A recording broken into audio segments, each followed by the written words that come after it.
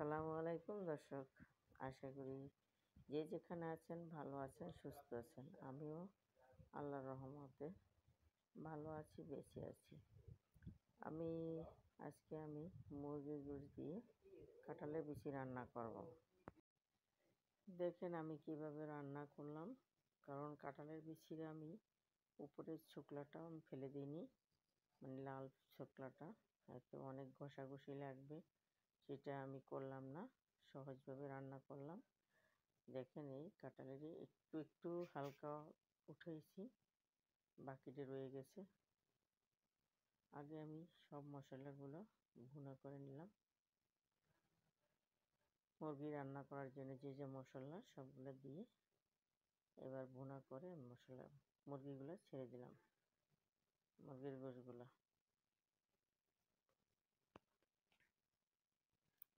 এবার কিছুক্ষণ ভুনে আমি কাঁঠালের বিচিগুলো আস্তে আস্তে দিয়ে দেব।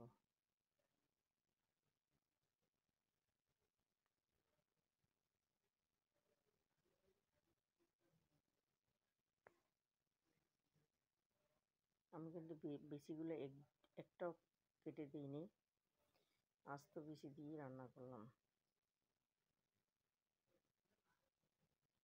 আমি একটু বেশি কোনো গোশ মাংসের সাথে রান্না করলে এরকমেরই আর কি আস্তে আস্তে দেই।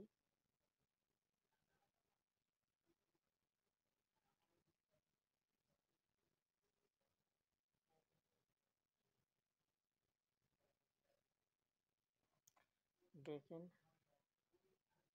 কাঁঠালের বিচিগুলো আমি মুরগির সাথে কিভাবে ভেজে নিলাম।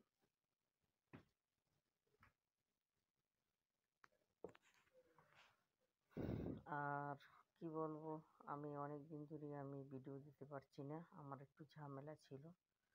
যাই হোক, আর আমার মাকে আমার দেখতে হয়, আর নেটের প্রবলেম ছিল, আমার বাসায় ওয়াইফাই ছিল না। বিভিন্ন কারণেই আমি বিভিন্ন ঝামেলায় আসলে আমি ভিডিও দিচ্ছি না। যাই হোক, মন মানসিকতা ভালো না।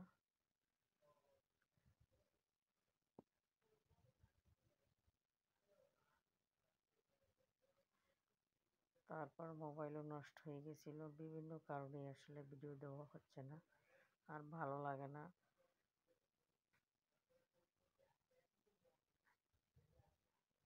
রান্নার প্রায় শেষ